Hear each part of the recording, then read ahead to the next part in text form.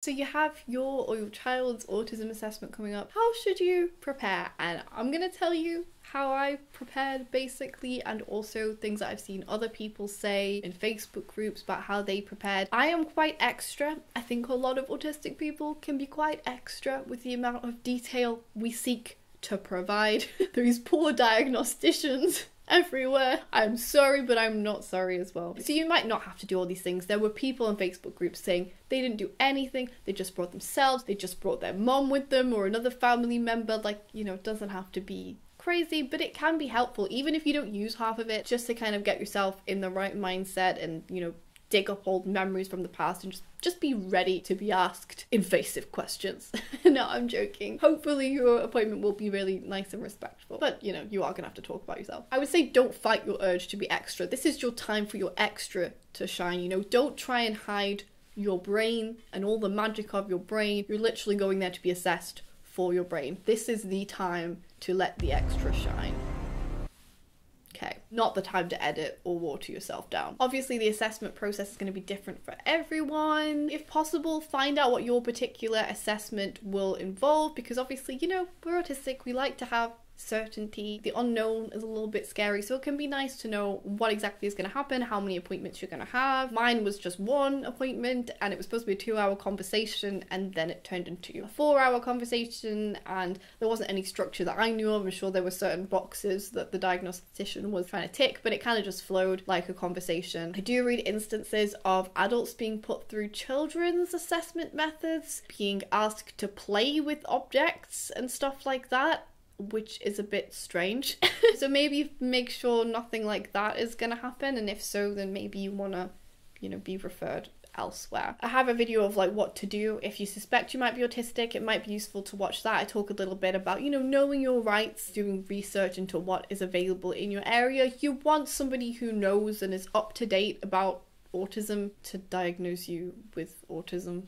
It just makes sense. You don't want to waste your time. So step number 1 that I would recommend is to fill out all of the forms that are required of you. Leave an appropriate amount of time for you to complete this before your appointment. They can take quite a while. For me, it took about 10 hours. I only know because I timed it, because I'm completely time blind. I was just interested to know how long it was going to take me. I've like got an obsession with timing things to see how long they take me these days. I'm always amazed at, like, I probably would have guessed 2 hours otherwise. It took me a long time, and it ended up being, you know, lots of pages and words long, lots of paragraphs provided for each question, lots of detail, and you might be similar. It might be helpful to read through the form as soon as you receive it, or as soon as you can after receiving it, even if you don't fill it out straight away, just so you can maybe, you know, your subconscious can start thinking about those questions, and then by the time you've got to them, you've maybe already prepared a few of your answers. Of course, as well, you may have other family members who need to fill out forms too, or like help you with filling out your forms, so make sure you get those to the appropriate people, not necessarily family members, just people who knew you growing up. Usually make sure you get them to the right people. If you need kind of some help with the admin of this and, like, you know, sending the emails and all that stuff, then maybe ask someone for some help with that. You know, it's a lot of admin. And read through the questionnaire if you can after you've completed it, not for typos, because if anything, you might just get your ADHD diagnosis at the same time if there's enough in there. Maybe it might, again, jog your memory. You might think, oh, but actually I also have this example that I could include here. Number 2, think about if you want someone to come with you. I did have my mum come with me, but she only came into the appointment for a short time because my son was there as well. It was just a little bit distracting, and she was only needed for a little bit to kind of like answer a few specific questions. So it might just depend. Like, some assessments may require or strongly prefer to be able to speak to a parent. It depends on how close you are with your parents or carers or people who knew you growing up, and whether there are people that you trust. And yeah, just have a think about whether you'd actually prefer to have someone in the room for the whole assessment, or whether you'd kind of want to see if they could like kind of dip in and out where necessary, or if it would just be sufficient for them to fill out a form beforehand. Maybe you don't want someone in there, but you want someone to be able to drive you home afterwards and drive you to the appointment, or just someone out there in the waiting room, you know, in case it's all a bit overwhelming when you come out. I personally prefer to be in situations like appointments on my own often, because I feel like I'm free then to speak to the person and say whatever without worrying about judgment, particularly if you're sharing like kind of personal things. Not that, you know, I was sharing anything that people didn't already know, but I just feel more confident sometimes in a one-to-one situation with no one kind of who could distract me, or just kind of feeling like there's somebody watching you or listening in can kind of give me an extra feeling of pressure, so I preferred to mostly be on my own, but it was really nice to have my mum there in the car park when I left, and my son of course as well. Number 3, this is where the extra comes out. You might want to get yourself a binder, and you might want to make a folder, and you know what, you can get your gel pens out and make it all fancy if you want to. Mine's just printed pieces of A4 from Microsoft Word with literally no colour, so it's completely up to you. This was my binder, very, very cheap, on sale at Tesco.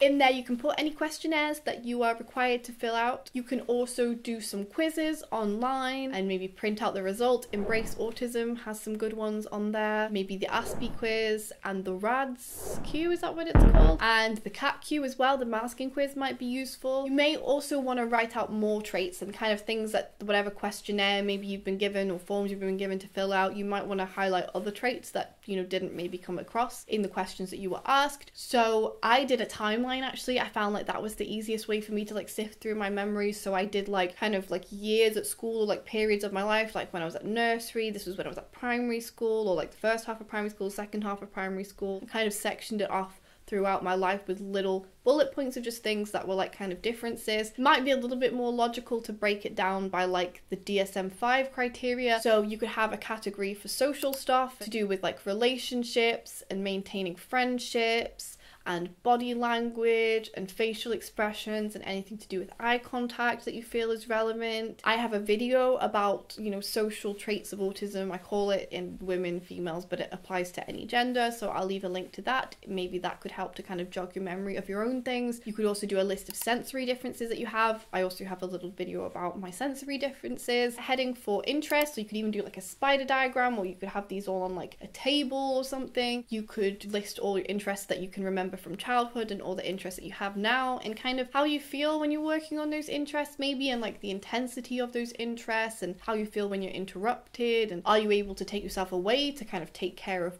bodily functions and things like that. I have a video about special interests called Autistic Special Interests Are Not What You Think. I can leave a link to that. I also have another video which is on interests and emotional differences in autism, another 10 traits which might be helpful. You could also list like stimming that you've done throughout your life, so little kind of fidgets that you've done. Did you flap your hands, walk on your tiptoes a lot as a child? Do you still do those things now? I do this like pinching my skin on my neck thing. Some people constantly bite their nails until they bleed, all that kind of thing. And you could also write down, you know, like how routine is important in your life, as they're kind of things that you need to do every day. Eat the same food every day. I must do this in this order when I wake up. How do you feel about change? All that kind of stuff. Listing any problems that you've had with staying in education or maintaining a job would also be helpful. Maintaining relationships, although that can go in the social section, would also be helpful. Just, you know, how has your function in life been affected? A lot of autistic people start degrees and then stop degrees and drop out of education. And also like mental health conditions that you've maybe been diagnosed with. Have you ever, you know, been to the GP about stress and anxiety? All that kind of stuff can also be helpful. Kind of brings on to number 4. You might want to try and get access to your full medical record if you don't already have this. Talk to your GPs about this. In the UK, you usually be asked to download an app and kind of sign up to an app, and then you can access it all. I find this really useful. Sometimes like, I actually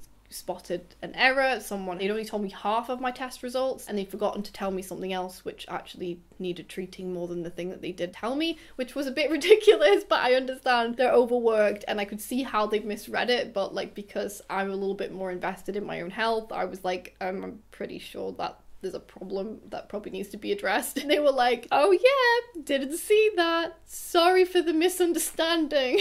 I'm like, it's okay, at least it wasn't life-threatening. Anyway, so yeah, it can be helpful to look back at things, because particularly like for me, my teenage years were a little bit turbulent, and you know, I could see how terribly anemic I was when I was at college because I didn't eat because I was so stressed out from the social pressures and all the other millions of pressures. I could also see that there was a time where I went to the GP about meltdowns and I explained what was happening, and I said, I think this has a physiological cause. I don't know why this is happening to me. My parents don't understand it. And I don't know what they said. I can't remember what the medical record actually said, but it was like probably decided it was stress or whatever. But that was all there in the notes, that I had sought help because I had thought there was a physiological pause. Things like that can be super helpful, and you could screenshot that information and put it in if you wanted to, if you felt comfortable with that, or, you know, just note down that you have seen that there. They may look at your medical record before the appointment, but they're probably not going to sift, like, you know, back 10 years in as much detail as you probably are. Number 5, you might want to download family video clips or photos onto your phone. So I have a montage of me being appalling at sports day, which I think is on that sensory traits video, which is, you know, super helpful because autistic people can have problems with their proprioception. It was so bad it led to me being diagnosed with dyspraxia. No, that was also because I dropped my phone 3 times during the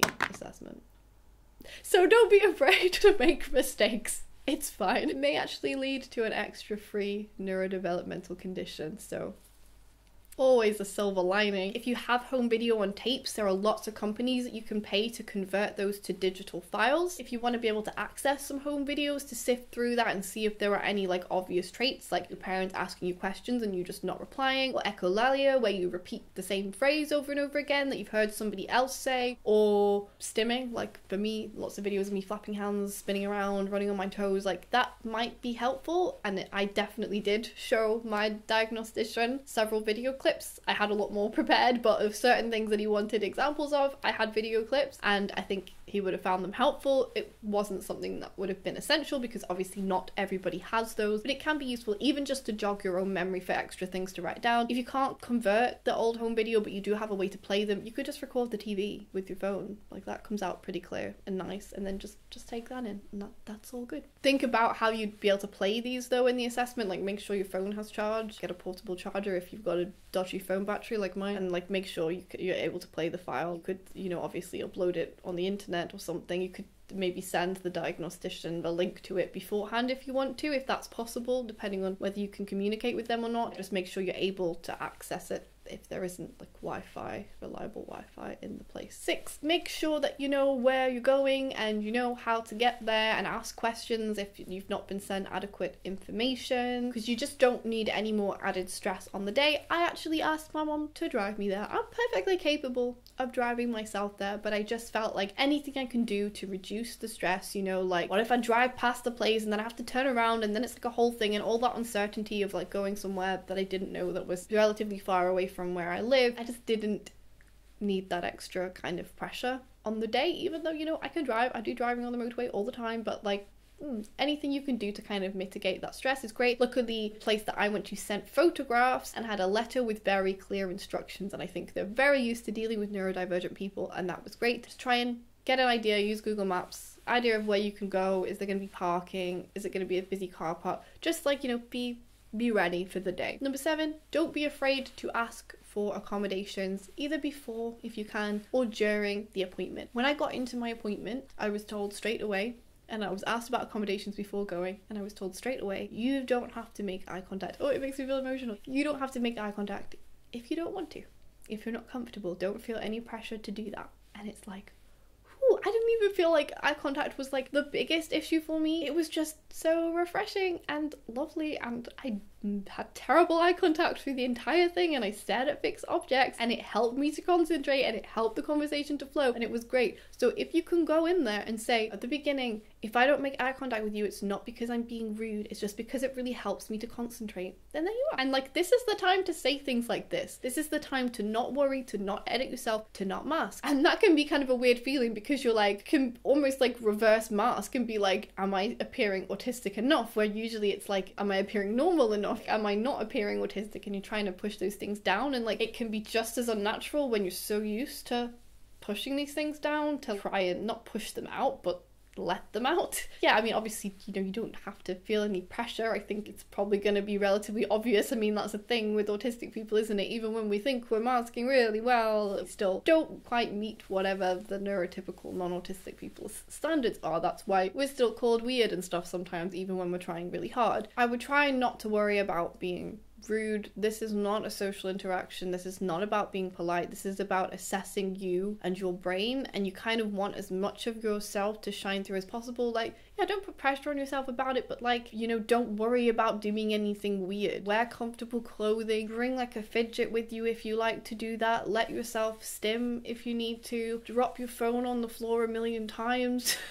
if you're me. Just worry about getting the information across, I suppose, and try and forget about that chatter, which I know is like easier said than done when you're super used to masking. You're not there to try and make the other person, the person who's diagnosing you, feel better or feel more comfortable. Their feelings, they don't matter. They're a professional who is there to do a job, to assess you for autism. So, you know, be your beautiful autistic self, and this is the first day of the rest of your life. You're an autistic person. Let yourself be an autistic person. If you find something too noisy and distracting, say something. Like, my mum came into the room to answer some questions, and it got to a point where she was mainly just talking to my son and he was kind of playing with some of the toys in the room. I was being asked questions again, and I said, can they leave now because I can't concentrate on what I'm saying? And I think he could quite clearly see that I was struggling to concentrate on what I was saying while my son was playing with toys that were relatively noisy. And yeah, he was like, yeah, he doesn't need to ask my mum any more questions, they can leave. Things like that help, because it showed that I struggled with concentrating while there were sounds going on, which I did. Number 8. Plan something nice for afterwards. That something nice might just be flopping at home on the sofa and doing nothing, and maybe organising some childcare or family member to look after your child, or it could be going out for a meal, it could be ordering a takeaway, it could be watching your favourite film, having a nice bath, it could just be lying down in bed in a dark room and just processing. You may just feel like you want to crash. It's quite exhausting. So yeah, maybe just give yourself a quiet, calm day. But if you really want to have some big extra celebration, go for it. I think you've earned it. You've earned either option. And number 9, try not to worry about not getting a diagnosis. There are people in Facebook groups I see all the time who are certain that they're autistic, who get told they're not autistic following an appointment, but there is a plan for that. Just think that there is a plan for that. You will cross that bridge when you get there. It does not mean that you're not autistic. Not all diagnosticians are created equal. Not all medical professionals are created equal. You may just be unlucky with the person who sees you that day. The National Health Service in the UK recommends if you do not get a diagnosis but you're still convinced you might be autistic, that you should ask for a second opinion. So go back and ask for a second opinion when you're ready. But right now you don't need to worry about that because that's not happened yet. Try not to think about that too much now. Just focus on getting the information across to the person on the day to the best of your ability, and know that you're doing the best that you can. That's all you can do. If you want to watch another video of me in this shirt, I don't know why you'd want to do that, but maybe you do. I have a video about autistic special interests called Autistic Special Interests and Not What You Think. It might be useful. I look at a study on special interests and like the most common special interests between males and females. I also look back at my own special interests throughout my life, and then there are also heaps of autistic people of all genders in the comments talking about the special interests that they've had throughout their lives, and they're just all over the place. It's crazy. It's lovely to see the diversity of interests, and it may really help you to jog your memory about what yours are/were, and you can note that down in your binder or just the notes on your phone if you don't want a binder. You don't have to have a binder if you don't want. Best of luck with your diagnosis, and let me know how it goes in the comments.